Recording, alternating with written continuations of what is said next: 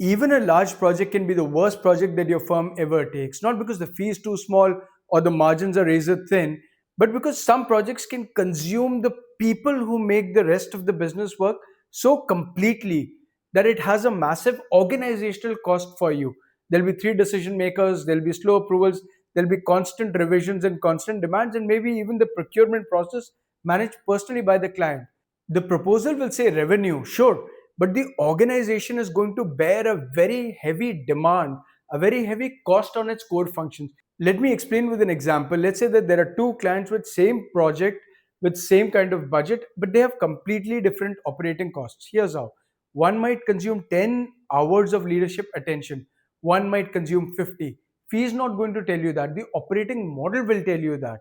See, thing is, when a firm is small, saying yes seems rational. You need project, you need cash flow, you need a portfolio. But once growth comes in, that changes the question. Once your best people are already busy, it's not simply about can we win this project. It becomes what type of organizational capacity with this client, with this project consume. A difficult client is going to create far more client service work. And if that's your bottleneck, other projects will fail. They'll consume decision making capacity, they'll create revisions, they'll increase coordination, they'll delay other projects, and then they'll occupy exactly the people that you need to scale up, to develop the next stage of the business. That's why before every proposal, you need to qualify four things. First, budget realism. Not whether the client can afford the fee, that's fine. Can they tolerate the uncertainty that comes with real world execution and procurement? Second, decision making. Who can actually approve this work? If three people can influence the project when they have disagreements, and they will, how will it get resolved? Would you be able to resolve them? Would they be able to resolve it amongst themselves? Or will project get stalled? Third, process trust. Are they hiring your firm's judgment or hiring you to execute instructions that they intend to control themselves rather than delegating it to you? See, either model can work, but they're all different operating models. Fourth, process fit.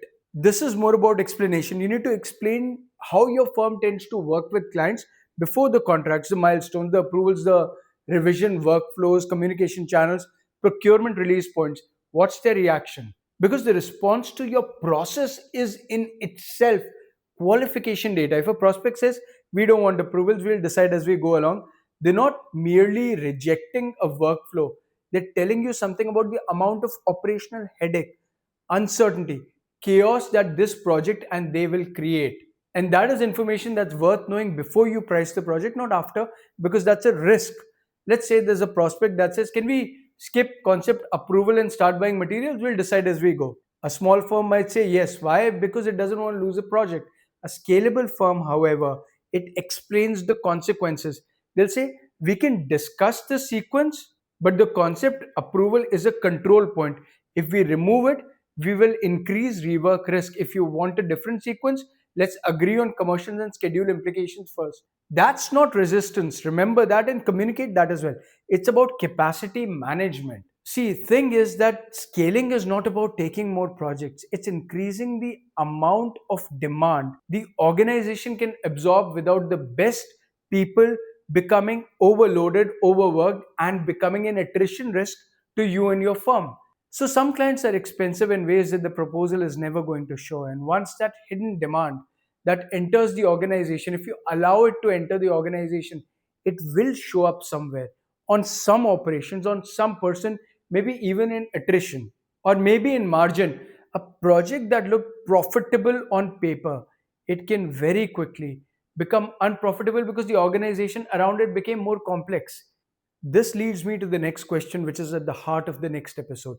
What if the scope did not change, but the cost of delivering it, the margin, that changed? See you next time.